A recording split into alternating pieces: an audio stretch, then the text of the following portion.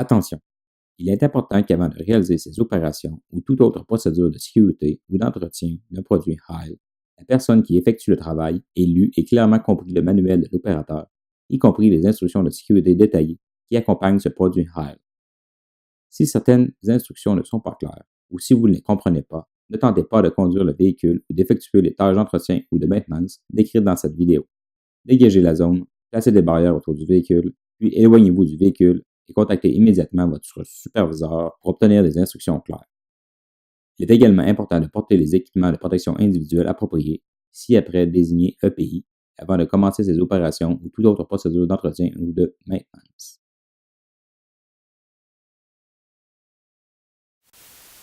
Bonjour, je suis Edward Welch, le gourou du service chez HAIL Environmental à Fort Payne, en Alabama. Merci de vous joindre à moi au Service Shack.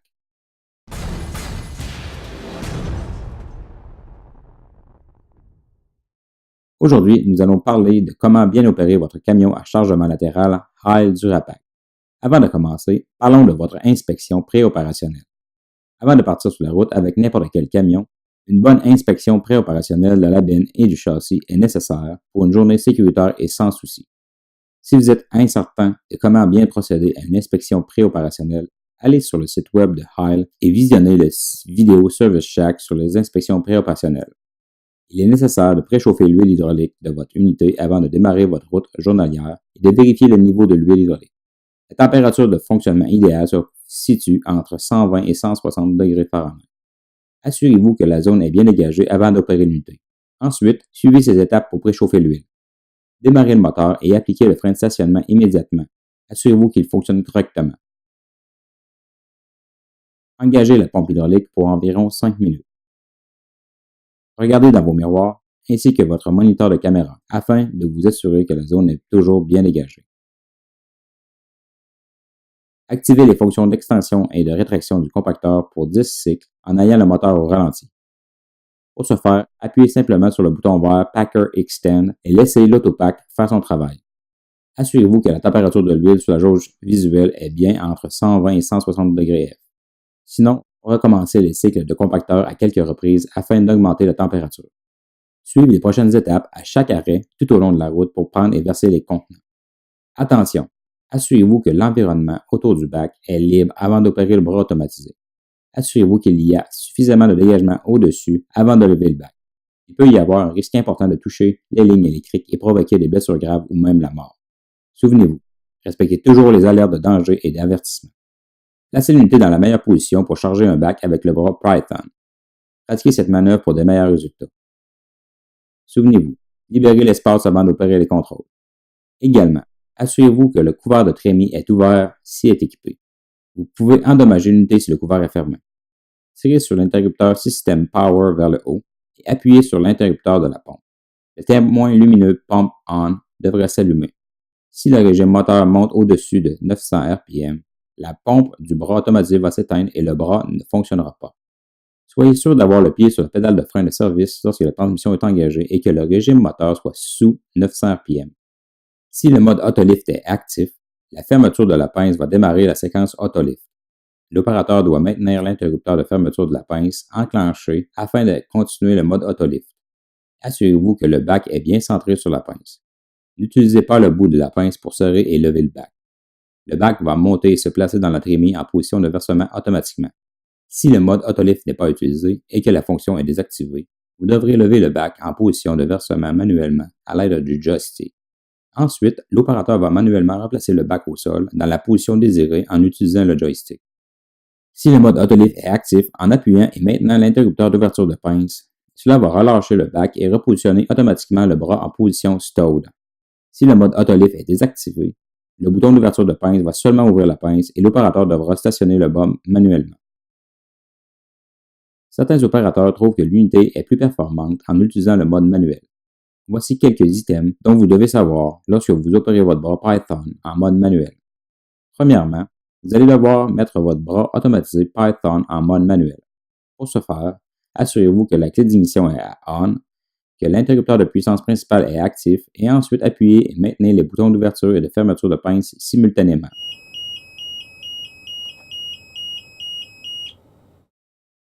Sur un camion Durapack Python, les actions du joystick sont telles qui suit.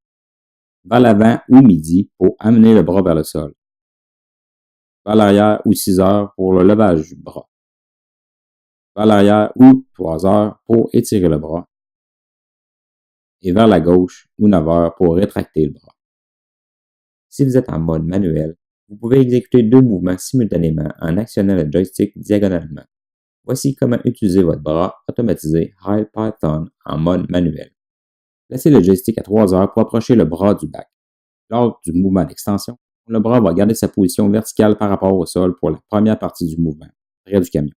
Par contre, lorsque le bras s'éloigne du camion, vous devrez contrôler la hauteur simultanément. Initiez la séquence de versement en plaçant le joystick dans la position de versement ou 7h30. La position de versement est le sweet spot, qui répartit le mouvement de montée et le mouvement de rétraction du bras pour un vidage du back parfait. Cette position de joystick nécessite généralement un peu de pratique afin d'obtenir le mouvement parfait. Les nouveaux opérateurs de Python devraient normalement forcer une erreur de mouvement en tendance vers le mouvement de rétraction ou 9 heures et non de levage ou 6 heures. Si le bras lève prématurément, un dégât de matière résiduelle arrivera. Lorsque vous ramenez le back au sol, placer le joystick à 1h30 permettra au bras de s'étirer et de descendre. Lorsque le back est bien positionné, appuyez sur le bouton d'ouverture de pince afin de déposer le back et de stationner la pince. Ensuite, rétractez le bras complètement en plaçant le joystick vers la gauche ou 9 heures. Notez, s'il est nécessaire de replacer le back dans sa position originale, les débutants devraient descendre le bras complètement avant de l'étirer à la bonne position. Seulement les opérateurs expérimentés devraient faire les mouvements simultanés. Lorsque vous apprenez à opérer un Python, ne vous concentrez pas sur la vitesse. Vous devez plutôt focuser sur la précision des mouvements du bras. La seule exception est lorsque vous videz un back et vous voulez vous assurer qu'il atteindra la trémie et éviter que le contenu se retrouve partout sur le sol. Lorsque votre précision des mouvements est maîtrisée, la vitesse va apparaître naturellement. Le joystick devra être considéré comme une extension de votre corps. Lorsque vous allez maîtriser ceci, vos temps de collecte vont diminuer et vous allez être un pro. Les chargements peuvent être compactés automatiquement ou manuellement. En plus du mode autopack, vous pouvez compacter manuellement à n'importe quel temps après avoir vidé un contenant dans la trémie. Vous pouvez utiliser les contrôles à l'intérieur de la cabine pour que le panneau compacteur compacte la charge à nouveau avec un cycle manuel. Plusieurs facteurs influencent la fréquence de compaction nécessaire, incluant l'expérience de l'opérateur.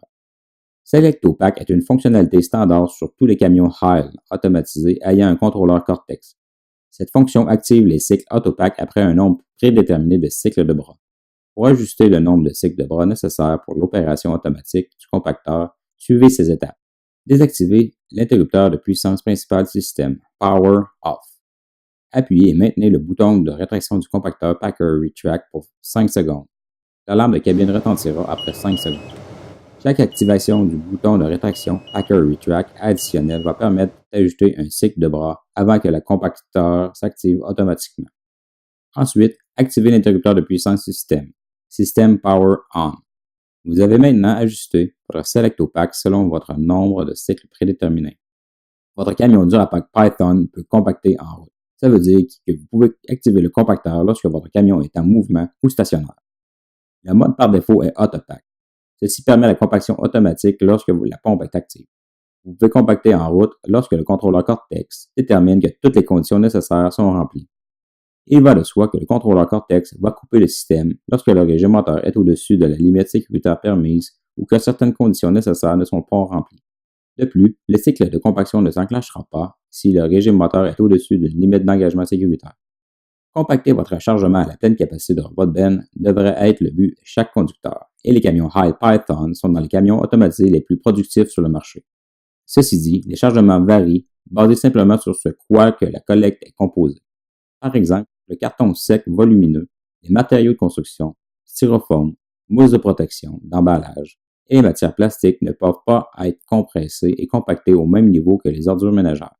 Si vous pouvez mélanger les matériaux secs avec un peu de matériel humide, vous allez obtenir une meilleure charge. Vous allez noter qu'après quelques bacs, le matériel va retomber dans la trémie. Quand vous voyez ça, essayez d'ajouter un peu de matériel humide. Cela va aider à bien compacter la charge et va également lubrifier la benne, ce qui résulte en une meilleure compaction. Lorsque la benne est sur le point d'être pleine, vous allez noter que les cylindres de compacteur ne compléteront pas leur course avant de retourner vers l'avant de la trémie. Lorsque vous voyagez en direction du site de dépôt ou sur le retour, assurez-vous de respecter ces quelques points.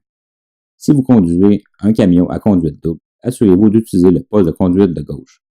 Si vous conduisez un camion à benne basculante, assurez-vous que la benne soit complètement rabaissée.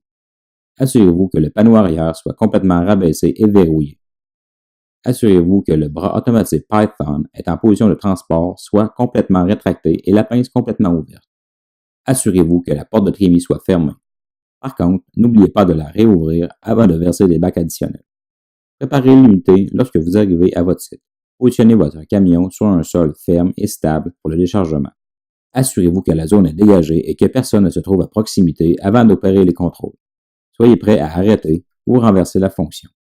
Premièrement, placez la transmission au neutre. Appliquez le frein de stationnement et assurez-vous qu'il tient bien. Appuyez et relâchez le bouton rouge de la pompe pour activer la pompe. Déverrouillez le panneau arrière en appuyant et maintenant l'interrupteur de déverrouillage panneau arrière, tailgate Unlock, jusqu'à ce que le panneau soit complètement déverrouillé.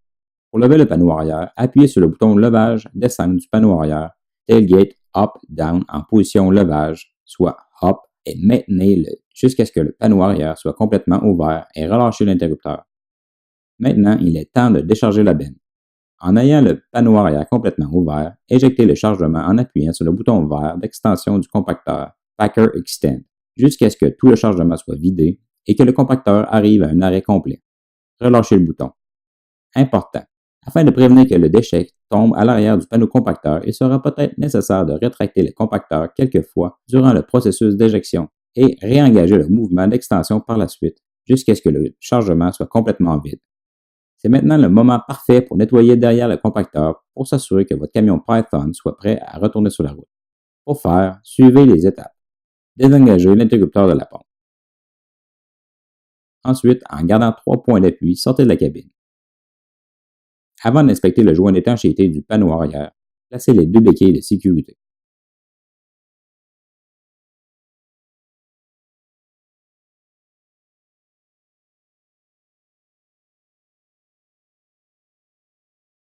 Ensuite, abaissez le panneau arrière jusqu'à ce qu'il s'appuie sur les béquilles. Ensuite, éteignez le moteur, enlevez la clé d'ignition et cadenassez le véhicule. Assurez-vous d'avoir regardé la vidéo Service Shack sur le cadenassage avant de procéder. Lorsque ceci est fait, assurez-vous que la surface où le panneau arrière contacte la benne soit propre et claire de débris.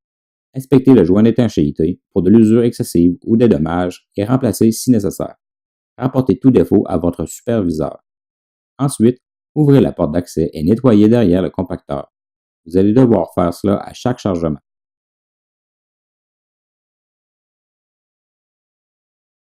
Inspectez les glissières du compacteur et le plancher de la trémie pour de l'usure excessive et des dommages. Le compartiment à liquide résiduel de votre benne a également besoin d'attention. Une porte d'accès au compartiment se situe de chaque côté devant de la benne et elles ont besoin d'être ouvertes lorsque vous nettoyez. Elles vous ont facilité la vie en vous offrant un outil de nettoyage pour chacune des unités. Nettoyez le compartiment à liquide résiduel après chaque déchargement au site de dépôt.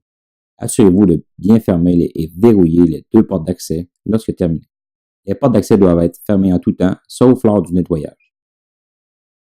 Il est aussi important d'enlever les déchets autour du moteur et du système d'échappement, un risque de feu important s'il est en place. Ensuite, décadenasser. Lorsque vous avez complété ces tâches, remontez à bord en gardant 3 points de contact et retournez le compacteur à l'avant de la trémie en appuyant sur le bouton jaune de rétraction du compacteur, Packer Retract. Relâchez le bouton. Pour baisser le panneau arrière, appuyez sur l'interrupteur Tailgate Up-Down en position levage et maintenez-le afin de monter le panneau arrière suffisamment pour libérer les béquilles de sécurité. Sortez du véhicule et rangez les béquilles de sécurité. Toujours vérifier l'arrière du véhicule et s'assurer que le panneau arrière est libre avant d'abaisser le panneau arrière. Ensuite, appuyez sur l'interrupteur Tailgate Up-Down en position descente et maintenez-le jusqu'à ce que le panneau arrière soit complètement descendu et relâchez l'interrupteur. Finalement, utilisez l'interrupteur Tailgate Lock pour verrouiller le panneau arrière en appuyant sur Lock pendant environ 5 secondes afin de s'assurer que les 2 barrures soient bien engagées. Avant de quitter le site de dépôt, assurez-vous que votre unité soit en mode transport. Le mode transport est lorsque vous avez la benne complètement descendue, le panneau arrière complètement fermé et verrouillé, le bras automatisé complètement rétracté et la pince ouverte à son maximum. En suivant ces étapes simples, votre Heil Python va donner un rendement impeccable pour vous et votre communauté pour les années à venir. C'est tout. Vous savez maintenant comment bien opérer votre Heil Python. Si vous avez des questions, contactez le service technique Heil au 866-310-4345. Souvenez-vous, nous sommes là pour vous aider pour quoi que ce soit. Soyez prudents et on se revoit ici prochainement au Service Shack.